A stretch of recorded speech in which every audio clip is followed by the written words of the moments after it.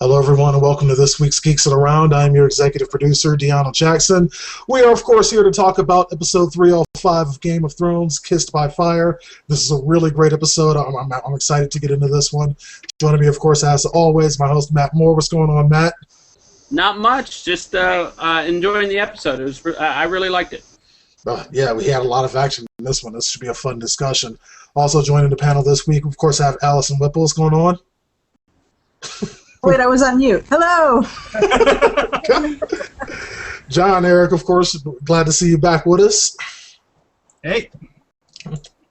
And, of course, the man, David Kude, a.k.a. Knuckles Goldberg.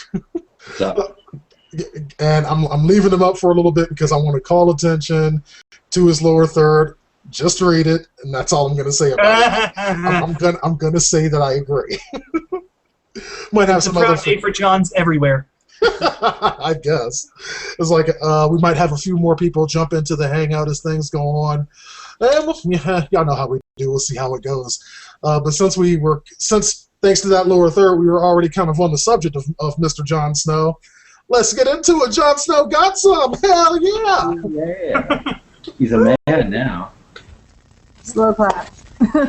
I just want to say that the whole Jon turning his back on his brothers, I think this kind of confirms it. Well, it's like, I don't know. It's like, I mean, it's on one point, it's like maybe, okay, turning his back on his brothers, with giving the detailed information about which of the Night's Watch strongholds were still being manned. But it's like I'm trying to think back. It's like there's no way in hell there's actually 1,000 people at Castle Black right now. Is there? No, there wasn't 1,000 people before they stepped off. Yeah, that's what I was thinking. So that was a flat out lie. But it's like the castles that he named that actually are manned. It's like I know enough about the books to realize that was correct. It's like he did tell the truth about that. He did give it up reluctantly, though. He didn't want to. Yeah. Very reluctantly indeed. Which the same could be said about, his hammer. Yeah, it's like, I mean, I'll admit he was slightly reluctant, when Ygritte went ahead and dropped off all her clothes and whatnot. Let me put it this way. That's what you mentioned. He gave more resistance than I would have been able to under similar circumstances. Your girlfriend is right there. You would have waited that long? Yeah, it's like, I'm not sure I can do it. It's like the man showed very much restraint, and it's like, yes, I must hold my vows. I must hold my vows. Damn, this bitch is fine. I would have been finished by the time he started. I've never seen a show with so many beautiful women just throwing themselves at so many men before. Like, well, it's not like the men themselves aren't incredibly good looking, just saying. That's also true, but like, something I would about throw myself at most of them too. In this show, it seems like women are just constantly It does seem that way, huh? It's because all of these men are men of power. I guess you're right. And the women in these shows, I'm not saying all women, but the women in these shows all want to be part of that power. Fair enough. That's I think Alessandra, though, I think she's plenty powerful enough without Stannis Baratheon. I don't think she necessarily needs him. That's true. Maybe. Never know. I don't know that she necessarily needs him. She has a certain kind of power, but it's different from the political power that she has when she cooperates with Stannis. That's true. It's like also, it's like still staying on the subject of Jon for a moment. It's like I do like the fact that when Ora was pushing him, was kind of pushing his buttons, like Jon got right up in his face. It's like, motherfucker, I will kill you. It's like I'm kind of curious to see what happens after I kill you, which I'm going to do, by the way, in case you were wondering. It's like I just thought that was pretty badass. It's like, I mean, because Jon is like, especially this season so far, is like, I mean, he's had a rough go at it. So I kind of like this episode. He kind of had a good couple of wins here. One of them being a particularly epic win. He seems to being bounced around the old, much like his youngest sister is. In the That's fact true. He's that been everywhere. yeah, exactly. So is she. She's been everywhere he hasn't. And since that's as good of a segue as any, let's go ahead and talk about that. Yeah, Arya is a little firecracker, isn't she? Yeah. Well, the episode opened up with her in that cave with the trial by battle for Sandra Clegane, or the Hound. Mm-hmm. Yeah, it's like I mean, that whole Lord of Light thing. I was like, whatever, and then all of a sudden, Lord Beric all of a sudden causes his sword to catch on fucking fire. It's like, I mean, you could even see the look on the Hound's face. He's like, oh fuck me.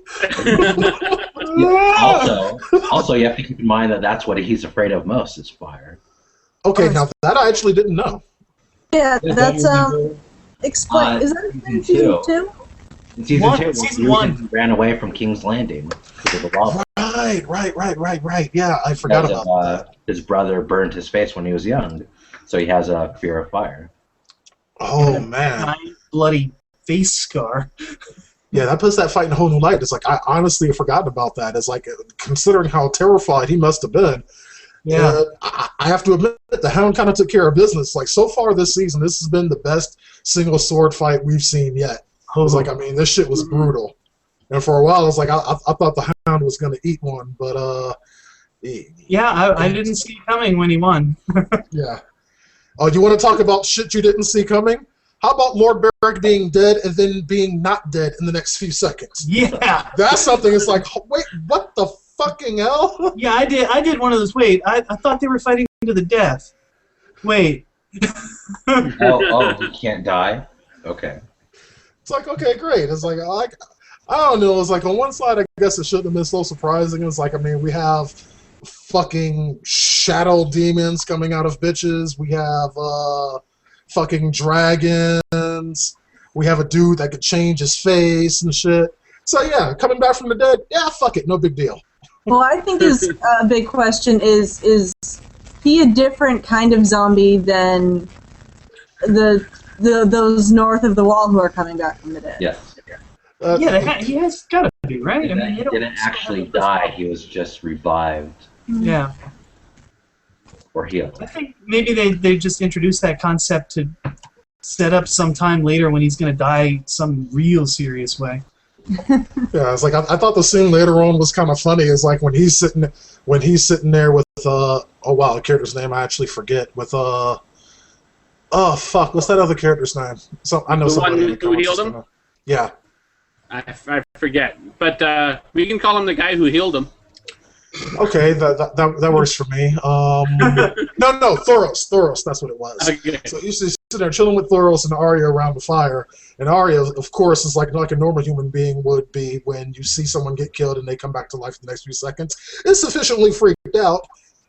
So then Beric and Thoros are just kind of reminiscing about all the times he's been killed. It's come back. It's like, wait, damn, how many times have I been killed? Oh, 4, 5? Oh yeah, this would be 7. Oh yeah. It's like, it's just such a strange conversation to have, you know, reminiscing about all the times that you have died, not even being able to remember. It's like, damn, was that the eye cut out, or was that the hang? I love the detail. It was like, no, that was both. They couldn't make up their minds. Yeah. And they're laughing about it. It's like, oh yeah, they killed me both ways. Silly motherfuckers. It's like, oh man, just imagine being a fly on the wall during that conversation. It's like, these motherfuckers are nuts, dude. Yeah, but it kind of takes away from the whole trial by combat when you know that after the combat, if you've lost, you get to be revived. I mean, I don't see that as being fair. Well, I'm pretty sure the same was like, to be fair, it's the Hound that was on trial and not Beric. It's like, I mean, Beric was just the person administering the trial. And the outcome of the trial still depended on the outcome of the battle, so it's not like him coming back to life. Yeah, the Hound winning didn't make him guilty. It just made the Hound not guilty. Yeah. So it's like, all right, still off you go. It's like I don't think that would have worked the other way. That's It's why like, that's a messed up justice system. Ours is so much better. Well, you know, it's like we think you did a terrible thing and you need to pay for it. Well, unless you can beat up our guy. In which case, never mind. Exactly. And it's like now we know from them is like the plan after all of this is to go ahead and get Arya to River Run, where of course her brother is. Get some money that way. And it's like, here, off you go with your brother. Meanwhile, I think it's fair to say her brother has got bigger issues to worry about. Yeah. Interesting note, though, they're in the same place that they are in the books. They're actually not very far at all from River Run. They're Interesting. Like right next to it. Okay, so it's like, feasibly then we could see this reunion take place next episode. It's possible, is it not? It's possible. If they're so close, that's kind of cool. Because that's where Rob is now. Yeah, and Rob has got lots of problems here. It's like Lord Rickard decided, you know what, I don't feel like doing this waiting shit and killed those two little Lannister boys, which I get he's mad, but was that seriously the best way that you could handle that, was to kill two people that have absolutely nothing to do with anything that happened to you? Yes. Well, They didn't have Jamie. It could be seen as a form of treason. Sorry, I didn't mean to talk over you. I'm not saying it was right. I'm just saying that was the best that he could do at that time. I don't know. It's like, if someone does something wrong with me, it's like I'd rather get them than two people who are just related way down the line. Misguided vengeance. Wait, what? Go ahead, Allyson. Oh no, go ahead. Think back on season 1, the Direwolves. What about them? Remember, Sansa was killed, even though Lady had no part in kicking Joffrey's ass down by the river. remember Ned had to put down Sansa's wolf because Arya's wolf ran away? Yeah. I thought that happened more to the point because the Queen is a crazy sociopathic bitch. Well, yeah, but but what I'm saying is, there's cultural precedent that we've seen that justice is commutative. Yeah, I suppose so. That if the one who did it isn't available, the next relevant seeming target, I don't condone the character killing kids, and I think Rob did exactly what was right in that situation to retaliate. But you can see how the logic works given other things we've seen in this universe. But he also did that at a great cost. He lost half of his army. Yeah, that kind of sucks. Just a little. But I see that it could be seen as treason because of the fact that Rob could have used those two kids as leverage. Yeah, not to mention the fact that he told him very specifically, don't do that. I order you as your fucking king to not do that, you dumb motherfucker. And even though we don't exercise it, even us in the U.S. have a law that if you commit treason on the battlefield, you can be killed on the battlefield. Even, we haven't exercised that since probably the Civil War, but it's still on the books. Very true. Because, all things considered, I do think that what Rob did as a result of that was pretty fair. For the most part, you had the Queen and his mom and Lord Edmure trying to tell him, no, don't do this, just hold him as a prisoner. Rob wasn't hearing that shit. It's like, and I gotta give him props. It's like, he made the sentence and he carried it out personally. Which, is what Ned Stark always... Well, yes. I don't remember how well this was communicated in the early seasons. It was one of the opening scenes of the pilot episode. Yeah, it was big time. Yeah. Look, that pilot episode, I watched that 6 months ago. It was, I remembered in the book much more fully the way that Ned Stark coaches his sons to always do your beheadings yourself. Yeah, we opened landed on the snow zombies, and right after the first opening credits, I think that was the first scene after that. Yeah. Indeed. I remember that clearly. So it's like, hey, it's like at least he's learned his lesson well. But the question is, it's like, I mean, before, it's like, I mean, Rob was doing fairly well with this whole war thing. Right now, he seems to be having more problems than he can actually deal with here. Taking his licks, yeah. I wanted to see, at some point, I would like to see one of these execution-style beheadings where the guy actually misses on the first swing, because that happened all the time back in the day. That's why they made the guillotine. That's where the guillotine came from. Right. Yeah, but these are excellent swordsmen, so they're not. Yeah. Okay. There's some swordsmen. It's like, I mean, it's funny to me. John's like, damn, man, I just want a little realism in the show about dragons and magic and people coming back from the dead. I mean, just a little bit of realism. Is that asking too much? Now that you mention it, yes. But, some of the things we love about the show are those little details that make you go, yeah, that would have happened, huh? If you're complaining about realism, what about the fact that summer can last 9 years? How are they... There's this article that talks about how difficult it would be to actually for them to grow all of the wine they consume because grapes need seasons. It's And you can see when Itchy is playing Scratchy's ribbed like a xylophone, he hits the same rib twice and it strikes 2 different notes. I hope somebody was fired over that blunder. Allyson just brought up something. This is, I just realized this show is just a big political thing for climate change. Oh, is that it? Exactly. George R.R. Martin, we have discovered your agenda. Yeah, I suppose so. Al Gore co-wrote this episode, right? No, but then it would have been in a PowerPoint and the entire series would have been done by now and I wouldn't still be waiting in suspense for the last 2 books. No, then the show would have been canceled in favor of a show that actually had lower ratings. Yeah, we definitely wouldn't want that. It's like, before we move on to something else, it's like I just want to introduce another participant in the panel today. She's been on Geeks Around a long time ago, but she's back with us now. Wanda Kelly, welcome to the party. Hi, everybody. How are you? Hello. Let's see if Google Plus feels like treating you nicely today to let you join us for the rest of the duration. Yeah, please, Google, if you're listening. I'm a good girl. I really, truly am. All right, let's see. It's like I kind of wanted to talk about Jamie last, so let's move on from there. And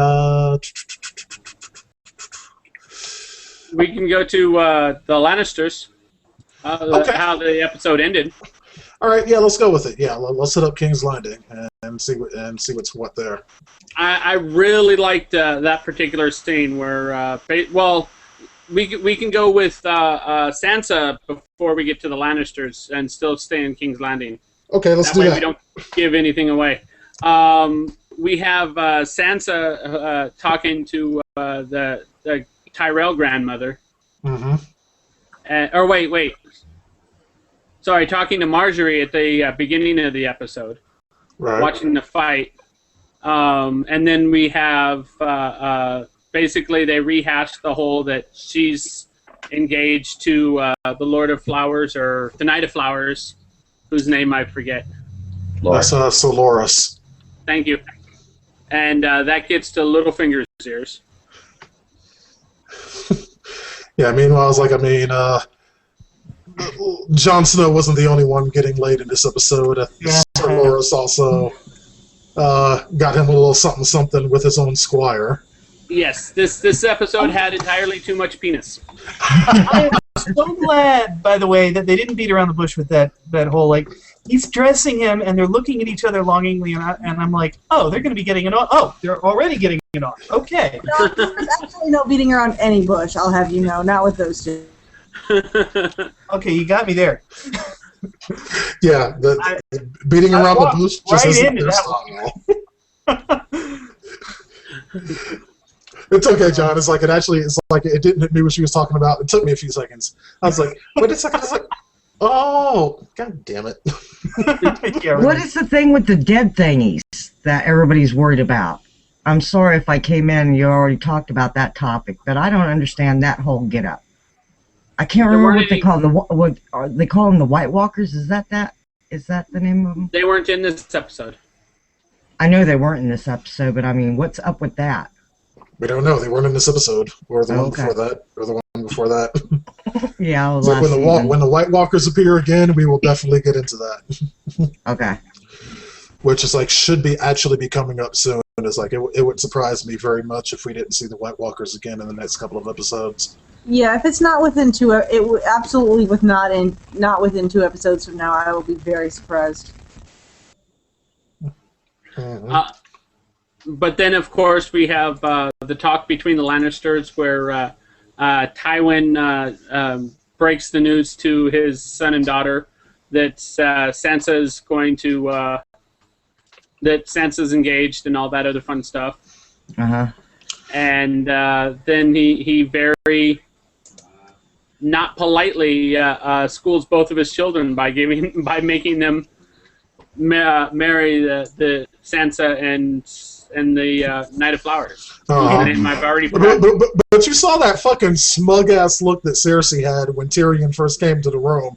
That The shit whole got time. slapped right off her face as soon as your dad is like, "Oh yeah, and you're marrying Sir Laura." She's like, "Wait, what?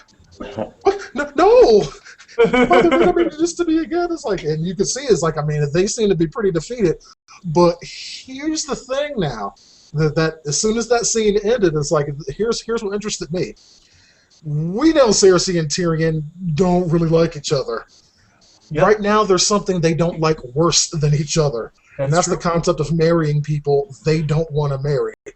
Could this be enough to bring them together, at least for a temporary truce, in order to do something Oh, about this? absolutely. I The doubt it. common enemy trope? Really? Yeah. You don't think so? I doubt it. With the way these two hate each other, I'm thinking because Game of Thrones and Arrested Development are so alike.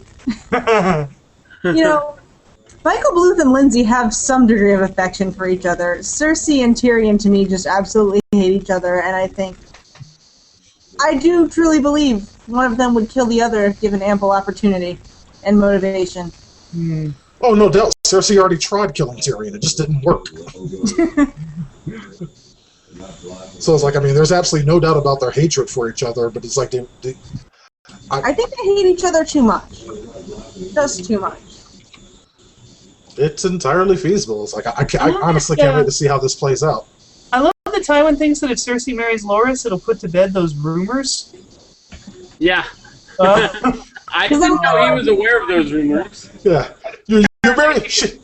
Oh, yeah, it's like, yeah, like the entire kingdom would go, oh, she's married to Sir Loras now. Yeah, there's no way that she was fucking Jaime for the past 15 years. of course There's no not. other person who's anything like him. No. Exactly. And there's no way. And never mind. I can't even. I just like it that Tywin actually treated both of his children in the exact same manner. Normally, he talks so down to Tyrion that you expect Cersei to always be like up top, but he talked to both of them like they were in the exact same manner, like they were both trash. Ned, do you not even realize what you just said? It hit me a little bit after you started laughing, Jim. Tywin talks down to Tyrion.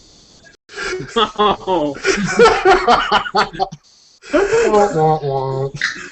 No, I totally agree. It's like in this one, it's like Tywin put both of them very much in their place. Like, you are my children, you will do what the fuck I say. Yep. Don't like it, tough shit. I'm your daddy, goddammit. Except that he's not really. He doesn't think he's really Tyrion's daddy, but he still wants to have that authority. Uh-huh. what is his title? I know Cersei's is the Queen Regent. What is his title? Tywin is the hand of the king. Yeah, Yeah, Tywin's the Tywin's hand. hand of the king. He doesn't have any title other than that, like by blood. Well, other than the owner of Casterly Rock. He's basically okay. the richest man in Westeros and possibly the world. I don't know. And the grandfather of the king. The reason I was wondering is because exactly. It's because the mother of the king is the Queen Regent, so I figured maybe the grandfather of the king might have a title as well. Yeah, the grandfather of the king is the ain't shit. So the reason I ask is because he's the Dick Cheney of the realm. The reason I ask is because of the fact that the Queen Regent should be the one now making the rules then, because she is actually of the royal family, or she is actually royal. The succession of power is a little weird, but I think they've made clear that the hand of the king has more actual practical influence than the Queen Regent. Yeah, Queen Regent isn't really much of a title because there is a sitting king. Yeah. Yeah, she really just has to babysit him until he comes of age, which I think in Westeros is 14? Yeah, something like that. Yeah. It's like, I mean, you could see that the Queen Regent really doesn't have much power compared to the Hand of the King. It's like, remember when Tyrion was Hand of the King and he walked all over her like she was somebody's bitch? It's like, that just goes to show right there. It's like, I mean, who had the power? It's like, she had none and Tyrion had it all. But, oh well, it's like, I mean, happy times are gone for him. It's like, I seriously wonder, it's like, what he's going to do about this whole, the prospect of marrying Sansa thing, which Tyrion couldn't have possibly made it more clear that he does not want to do. Which makes me so happy. There's a scene from the book that is not put into the show in which Joffrey has his men giving her a particularly humiliating beating, and he saves her, and that really reinforces how much he does not want to marry her, just how much he values her as a person. If you're talking about the scene that I'm thinking about, that did happen. That was in season 2.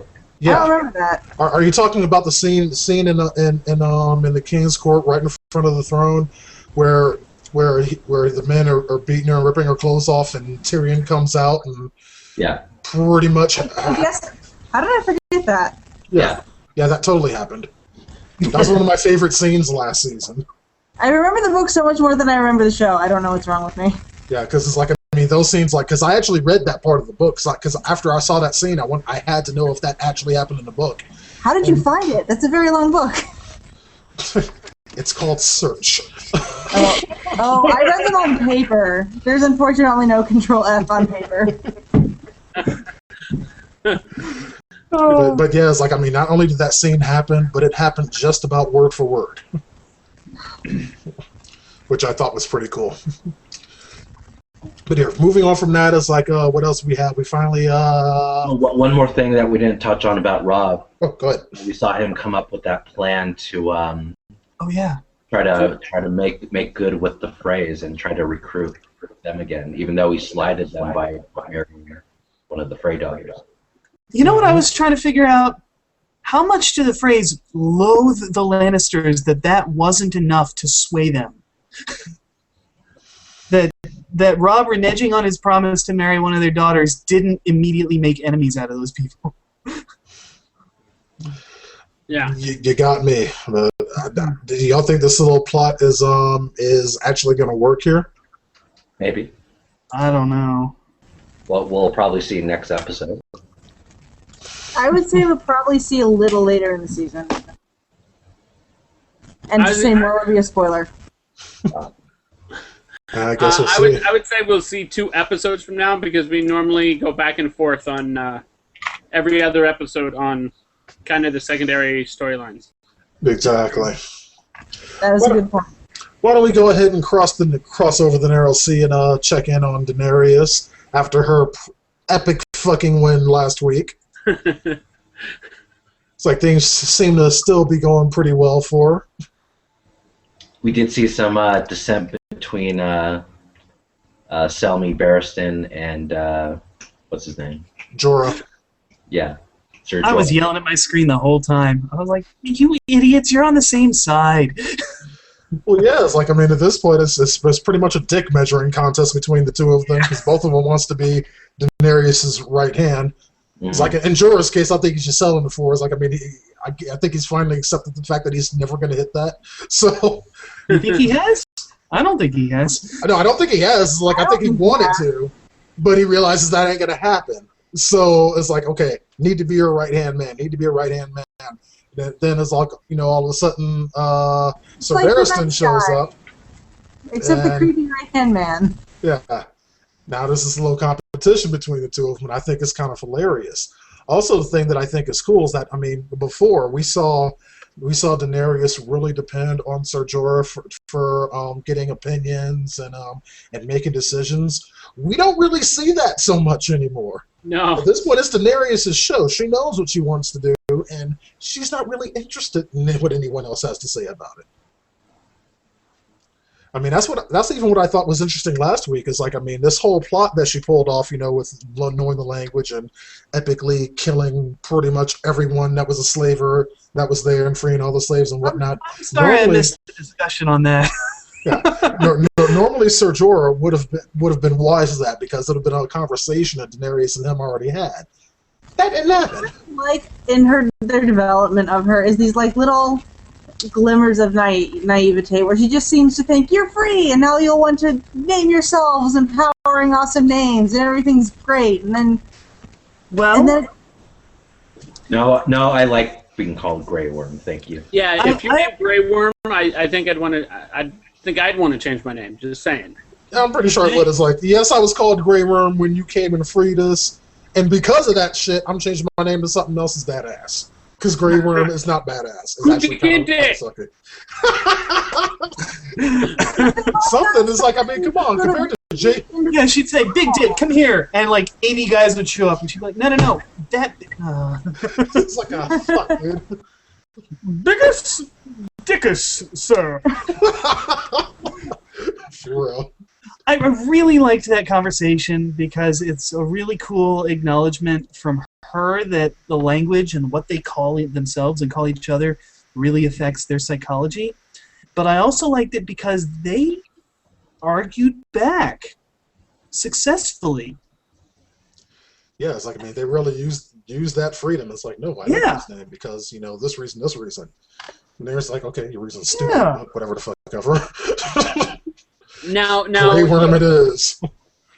Now you were saying that she's not taking advice from her advisors anymore, but she is. She just has a new advisor who happens to be a woman. That's because also a good point. She is listening to. We don't know her name. I don't think, at least not yet. Yeah, have they ever given her name? They give her name in the book, but it's very similar to Melisandre, and so I get really confused sometimes, honestly. It's like... She said her name in the episode where she took her from the slaver. I thought for sure. I just don't remember it. I put it in the chat, but I can't pronounce it. We'll call her Missy. Yeah, Missandei. Missy, I like that. We're going to go with that. Missy. Miss Andy. Yeah. As far as I'm concerned, as far as Geeks that are around concerned, her name is officially Mandy. Yeah, what did we say? Missy. Yes. That's the way it is. So yeah, it's like mainly she's just, yeah, you're right. She is just kind of listening to Missy at this point. Uh-huh. It's like, I mean, I wonder, it's like, I mean, because you have Ser Jorah and Sir Barristan kind of fighting amongst themselves. It's like, I mean, I don't even think they've really thought that much about Missy. Yeah. And I mean, in the scenes, I mean, ever since she got her, and that was 2 episodes ago, like every single scene in which you see Daenerys, you see her right next to her. Mm-hmm. And I mean, that's pretty high esteem, I think. Yeah, because normally that spot would be Ser Jorah. Yeah, exactly. Or before that, her brother. Yeah. Her brother tried to be this spot. He's like, no, do what I say. No, please don't pour the gold on my head. Please. Oh, you poured the gold on my head. I'm dead. Seriously, though, talk about a fucking sucky way to die. Good God. All right, let's see what else we got. We haven't been to Dragonstone yet, have we? Yeah, Dragonstone. It's like we finally get to check in with King Stannis. We're finally introduced to his wife and his daughter here, which I thought was pretty cool. It's like I think this is the first time we've actually seen either of these characters. Yeah, his little deformed daughter. Yeah. I didn't hear how he ended up having a deformed daughter. What happened? It's grayscale. It's a disease that, it's kind of like super aggressive chickenpox that leaves you with gray scarring on your skin. And I think in the mythology of the book that those gray scales will eventually like cover you and suffocate you. And I had that once. They gave me a cream. It's actually similar to that. Cream in Westeros, unfortunately, and besides, Stannis seems kind of the faith healer type, not the cream type. I guess. What's up, David? I was saying it's similar to that oatmeal disease that what's her name was joking about with Sansa. Oh yeah. Forgot about that. Yeah. What did she call that? It was just oatmeal disease, right? Yeah, she I don't even remember if she had a name for it. I was like, she just made up some shit. Yeah, it was like a. I'm convinced that that's not what she was referring to, because oatmeal, like really gruely oatmeal, can look kind of gray and flaky and dry and icky. But maybe I spend too much time pondering food. That's also possible. Fair enough. But in this episode, it's like we had Stannis go ahead and admit to his wife that it's like I've been fucking that red bitch. She's crazier than he is. Yeah. Yeah. Well, she's the one who's like the true believer in that religion. He's like going along with it. Because he's like, she's like, oh yeah, baby, yeah, fuck the shit out of her, dude. Do her. Like, wait, what? By the way, what was up with those stillborns in jars in the back of that? Oh yeah. Oh no, not governor style babies in jars. Dude, that's totally what I was thinking. I was thinking, fucking the governor is here and he's doing the same shit. Goddamn, so that's where the motherfucker went. It's like, damn, he got so bitter about what happened to Rick, this motherfucker went back in time. Take that shit. I think what they are probably. I think what they are probably sons who died and being stillborn. Creepiest thing ever, officially. Yeah, that's pretty creepy as fuck. No, that's the second creepiest thing ever. First creepiest is the 10-year-old breastfeeding. Fair enough. I still think most creepy dead baby in suspended jars. I mean, that maybe makes me a horrible person. Breastfeeding, that happens in the real world. Stillborns in suspended animation in a jar, that does not happen in the real world. Yes, it does. Haven't you ever been to, like, a sideshow? Haven't you ever read Frankenstein? That's normal? That thing is normal. It's a sideshow, so it's not... Okay, alright, whatever. Moving right along. Good God.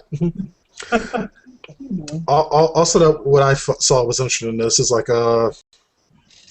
it's like we kind of see what happened to Sir Davos at this point, who is in the dungeons and just there for treason, I guess. I never learned to read. Yeah, but it's cool. It's cool that Stannis' daughter is there, trying to be nice to him and teaching him how to read. I'm not sure why, though. I can tell you why, but that would be a spoiler. Because she likes him. She thinks I'm a friend. Yeah, she talks about how he's her friend and all that. And, okay, fine. They only have so much time to have exposition on everything. But yeah, I felt like that wasn't really established adequately. Yeah, we'll probably see more of that later. Right now, it was just kind of confusing to me, or admittedly, I probably wasn't paying that much attention to it. So finally, we come to the part of this that I really, really wanted to talk about, and that's over on Jaime's side of things. We see that Lockett finally has gone on and delivered Jaime and Brienne to Lord Bolton, who... It's like, I mean, to his credit, it's like, I mean, he seemed pretty fucking mad about what Locke did, cutting off Jaime's hand. Yes. It's like, that motherfucker seemed pissed. It's like, what the fuck did you get this shit off of, you stupid son of a bitch. By the way, not to spoil anything, but remember that name, Bolton. Okay. Remember that. Yes, remember that name. Okay, taste of things to come. I'll take Isn't he the that. one who plays the saxophone? Yeah. Cousin of Sir Michael. What Sir Michael plays is not a saxophone. I don't care what anybody says. No, not the saxophone player. The guy who tore his cubicle down. Oh, okay. Yeah, totally fair. Cool. For those of you who are not cool, he's referencing Office Space. If you haven't seen Office Space, you're watching the wrong damn show, seriously. How could you possibly be a geek enough to watch us go on and on about TV shows and not have seen Office Space? If you haven't seen it, seriously, go fucking see it immediately and then slap yourself for having taken so long to do so. Crying out loud. I haven't seen that in ages. But I thought it was cool. It's like, I mean, that you know, he was this mad and just, you know, wanted Jamie to get this medical attention, and like someone who actually kind of give a shit is like, I mean, well, obviously doesn't give a shit about Jamie because like, oh, Jamie's so cool or whatever, but this is a very high value prisoner, and due to what these assholes did, this motherfucker could die from infection. So I was like, I mean, that's never a good thing.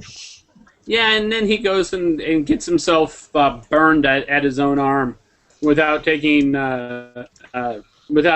painkillers. Yeah. Not burned. That's they not- were that's not they were stupid. actually cutting away dead skin. Yeah, they were cutting away and then burning what was left. Yeah. It's like, that's what you got to do to seal it up. It's like, and Jamie's hardcore is like, no, I'm not gonna pop you for me. I'll just No scream. thanks, no thanks, I'm straight edge. Yeah, I'll scream loud.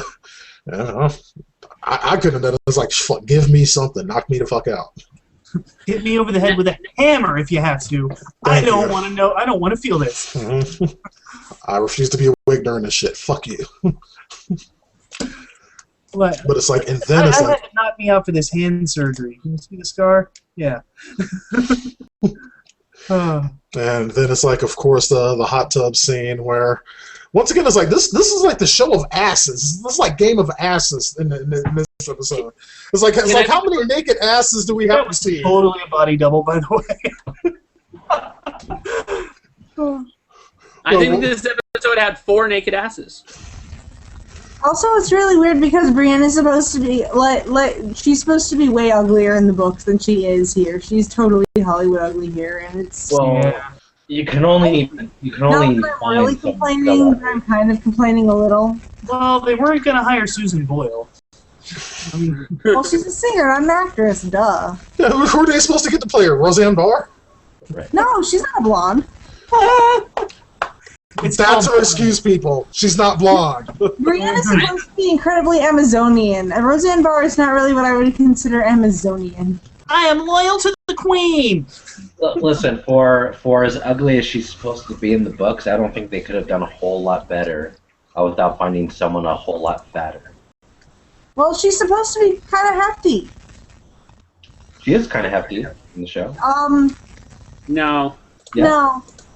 If you saw her from behind in this episode, I'll be the first one to say it.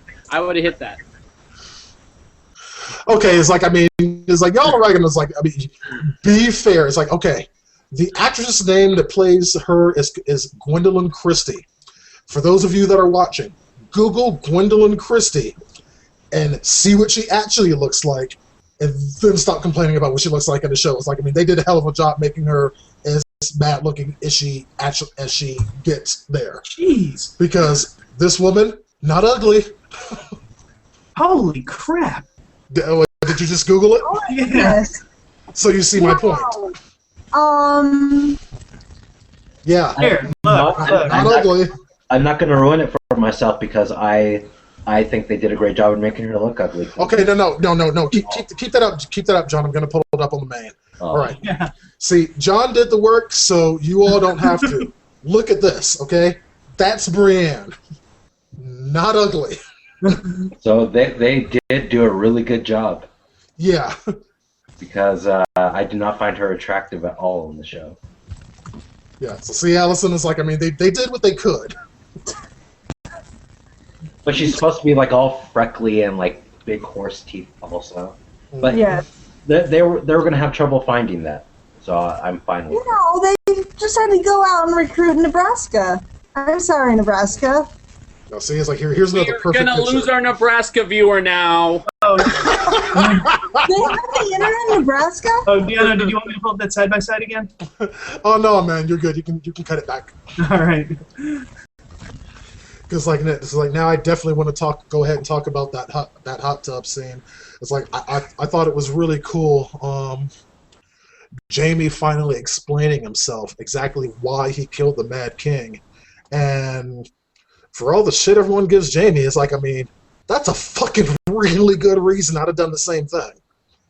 I'm a little confused because I feel like that all was really subtextually clear already. Like, I mean, the particulars, like, we didn't know exactly what happened, but I wasn't surprised by anything he said. No, Yeah, I it's mean, like- they've referred to him as the Mad King, but in the show I don't think they've really gone into much detail on why exactly they did that. And Jamie went into a lot of detail that he was going to burn the whole city and wanted Jamie to kill his own father. Yeah. It's like, I mean, had Jamie let him live, he'd have been responsible for the death of thousands of innocent men, women, and children. It's like all of King's Landing would have burned. His father and all of his men would be dead. It's like, what fucking choice did Jamie have? What the fuck was he supposed to do? Just let all of this happen? And by the way, and he also showed a lot of disdain for Ned Stark, judging him for that when by the way, Robert Baratheon and Ned Stark were on their way to kill him anyway. Exactly. And when you look at it from Jamie's perspective, I mean, I can't find fault in him. That's a really fucking good point. No. That is an extremely good point. It's like, yeah, it's like, I mean, they're here trying to judge me. They were here about to do the same shit. It's like, and I had a really good reason for doing what I do, and they're judging me? What kind of bullshit is this? Fair enough, dude. Fair enough. And also that shows a lot of depth in this character because he's been taking that on the chin for all these years, and he hasn't said anything about it. Yeah, it's like apparently this, talking to Brienne of all people, is the first he's admitted the exact situation whatsoever. And as honorable of a person as Brienne is, like, I mean, even she was like, you could see, like, she understood. It's like, well, yeah, why haven't you told anyone else this shit? Because that's a fucking really good reason. Maybe he wanted to get some. No. He seemed particularly uninterested in that. It's Well, like, he's like, even when she particular stood up moment- butt naked right in front of him, Jamie's like, Jamie Lannister only has eyes for his sister. Yeah, but Jamie was also, operating on not a full stream of blood and suffering borderline malnutrition at the time. Yes. By the way, man, he got skinny for that scene. Ooh. extremely. But now it's like, I mean, it's really cool seeing him really start to put his trust in Brienne. I mean, it's like, if this is the first time he's told anyone that story, it's like, I mean, that's a lot of trust to be able to put in someone. It's like, he even told her, it's like, I trust you. And from him, that's a lot, because Jamie doesn't seem like the kind of person to trust people easily.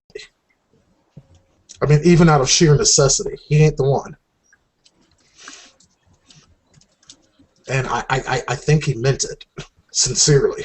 Yeah. I'm trying to think whether he trusts his own siblings. Because he gets along with Tyrion, but I don't know that he trusts Tyrion. And he has sex with his sister, but I don't know that he trusts his own sister. Well, He knows her that's true true, sister. but I don't So think much has happened to them both. Like, if they see each other again, I don't even know what's going to happen. It will be very, very interesting to find that out. Definitely. I thought it was kind of cool how they faked Jamie out. They're like Stannis Baratheon came in the boats, and attacked King's Landing, and your sister. Yeah, I don't know how to tell you this, but your sister is perfectly fine. I seriously thought for a second that he was gonna lie to him. I honestly did. Stole that trick from Firefly. That's why I'm telling you. Remember that name, Roose Bolton. Remember it. Okay. Anybody remember the Firefly pilot? We're sorry, Kaylee didn't make it. She's alive and well. What? If anyone here doesn't remember the Firefly pilot, get the fuck out. That is on Netflix. Office Space is not, but Firefly is. So after you finish watching this, which should be wrapped up shortly, I'm sure, you can go to Netflix and watch Firefly there. And if you don't have Netflix, find it somehow. Buy the DVD. Or rent it. Buy the DVD. It's on Hulu. It costs for a month of streaming on Netflix. Or 100 million ways to watch it. Or download it illegally. I am. You not have a day job? I don't want Geeks of the Round does not support piracy. Buy your shit, people.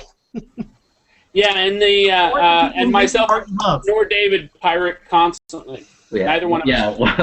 Yeah, 2/3 of Geeks on the Round does endorse piracy. No.